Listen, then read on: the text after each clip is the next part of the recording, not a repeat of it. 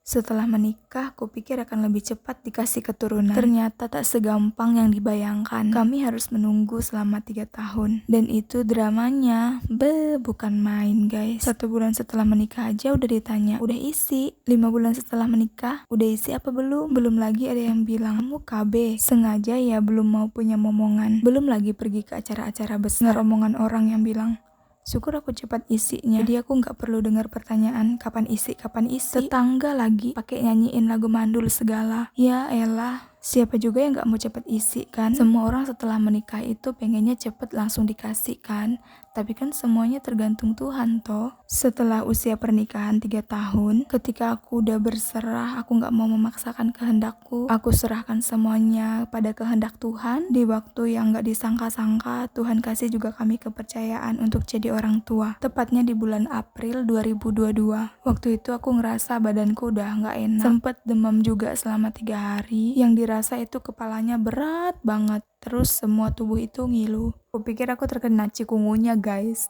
Ternyata bukan. Aku memang telat datang bulan pada waktu itu. Cuma aku pikir biasa kan, karena memang aku sering telat datang bulan guys. Kadang sampai 6 bulan baru datang bulan. Dan hampir tiap bulan aku test pack dan hasilnya masih garis 1. Gak nyangka banget hasil test pack di bulan April 2022 itu hasilnya luar biasa. Dan itu bikin terharu, bikin senang, bikin bahagia. Pokoknya semua campur aduk guys. Tapi ternyata pun guys, selama kehamilan itu banyak banget cobaan. Banyak banget dramanya.